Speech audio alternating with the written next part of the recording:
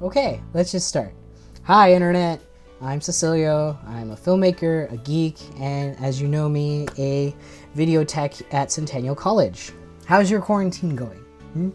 Have you guys all shaved your heads? Because I definitely did a week, 2 weeks ago, 3 weeks ago. I don't know what time is anymore. So sometime in the past bit, I have shaved my head. What have you been doing to cope? So I came here to talk about adaptation. In the sense of going from a book thing to a movie thing. I recently binged the whole Witcher series. If you haven't seen it yet, it's on Netflix and I highly recommend it. It's only one season, right? And we're not supposed to get another season until 2022. And actually one of the actors has COVID, so it's postponed for right now. I got antsy and I started reading the books because that will give me more of this wonderful universe. And while reading it, it's been really apparent that they had to cut out so much to make one season of television. And that made me start thinking of like how filmmakers go about that, you know, like what is a good way of adaptation?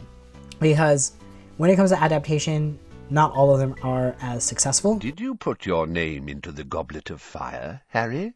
Dumbledore asked calmly. Harry! I protest! Harry, you put your name in the goblet of fire. No, sir. And there is a balance between keeping fans happy and following the source material and, you know, telling stories that you feel show your artistic truth. What do we do to shift it from this one medium, book, to this other medium, film? Like Marshall Mcluhan said, the medium is the message. Television is cool and radio is hot. That's the message, and the medium is Marshall Mcluhan. Marshall Mcluhan thought that all medium had a different temperature. He had hot media, so he thought of hot media as ones that were like very engaging and you had to use your brain a lot to interpret them. We'll think of like reading and radio and newspapers, all those types of mediums where you had to use this thing to interpret what was on the sheet or what was coming into your ears and then making like a visual thing up here.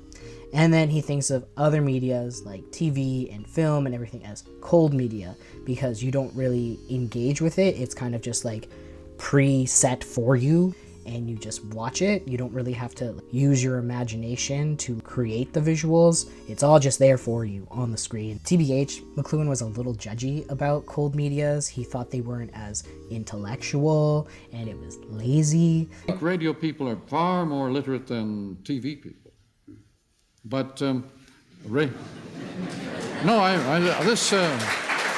Whatever. We're gonna use this theory just to talk about adaptation. When you're reading, you and the page are very engaged with one another, and there are many ways that a book can be told to you. So sometimes it's from the first person perspective, so you don't really see anybody else's perspective. Sometimes you kind of get to see a bunch of different characters' perspective. If you've read Game of Thrones, that's how that works. Each chapter is a different character's perspective on what's going on around them, but they're kind of lost to what everyone else is up to. Or you're like a godlike, omnipresent third person that like knows everybody's thoughts and stuff. Or sometimes you just know one character.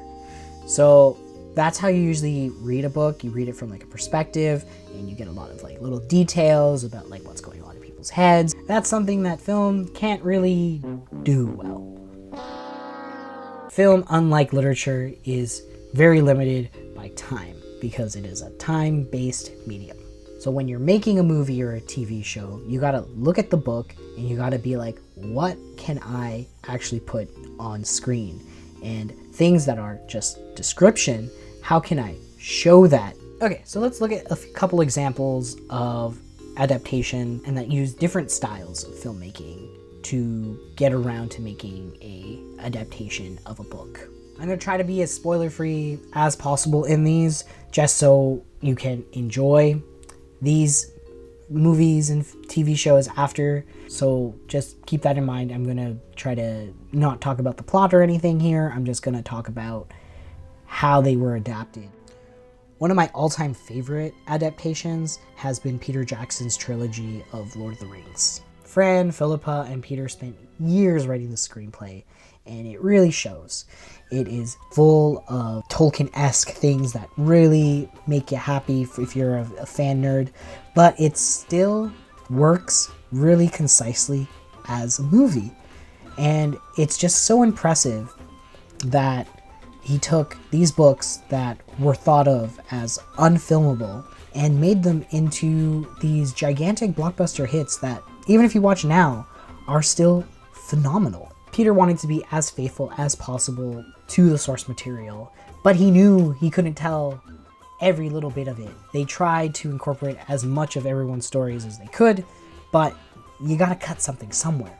And while watching the appendices of the extended editions, that of course I own, he talks about how when it came down to it, the three of them decided the things that were going to get cut were the things that didn't have to do with the main character, Frodo.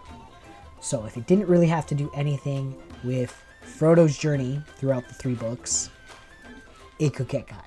If it was from another character's perspective, but it led back to being important to Frodo, then it stayed. That's how they went about thinking about these, from Frodo's perspective.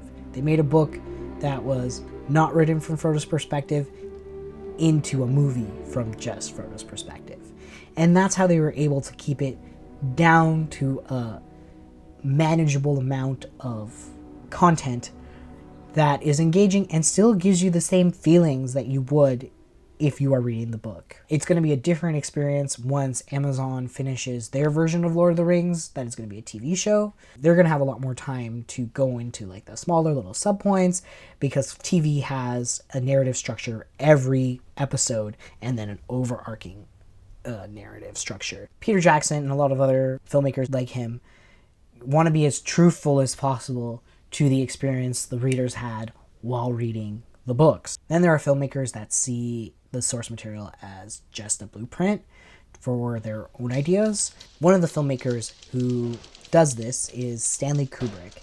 He looks at his source material as just that, source material, to take themes from, to take characters, to take little bits, but essentially what happens in the movie will not be what happened in the book. One of the biggest examples of this is Kubrick's The Shining, which is a Stephen King novel, who's been quite clear with his dissatisfaction in the adaptation.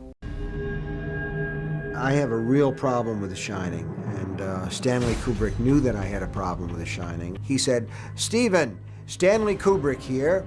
Don't you agree that all stories of ghosts are fundamentally optimistic?" I said, "What do you mean?" And he said, "Well, if there are ghosts, it means we survive death, and that's fundamentally an optimistic view, isn't it?" And I said, "Well, Mr. Kubrick, what about hell?" And there was a long pause on the telephone line, and then he said in a very stiff and very different voice, "I don't believe in hell." And I thought to myself, well, that's fine, but some of us do, and some of us believe that ghosts may survive, and that may be hell.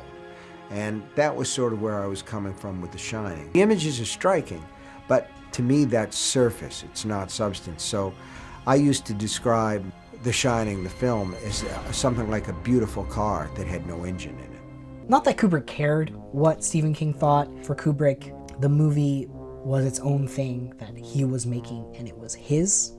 And yes, it had source material that you can read and probably has a lot of the same plot points, but he wanted to tell his own story and tell his own critique of humanity with it. So these are like the two big camps when it comes to adaptation to screen. You know, you can go super truthful, trying to stay as authentic, or you can just be like, whatever, and take the themes and the characters and whatever you want and make it your own. Inspiration will come from anywhere. You know, the best way to keep the storytelling brain going is to ingest as much story as you can and see how that can relate to yourself and the stories you feel interested in. What matters is you're telling stories in the way that you feel is right for you as a storyteller.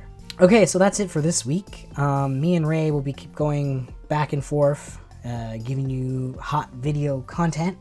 We're gonna be talking about filmmaking, films, theory, TV, tech. So just keep tuned to wherever this is posted. Let me know if there's any topics you want me to actually cover.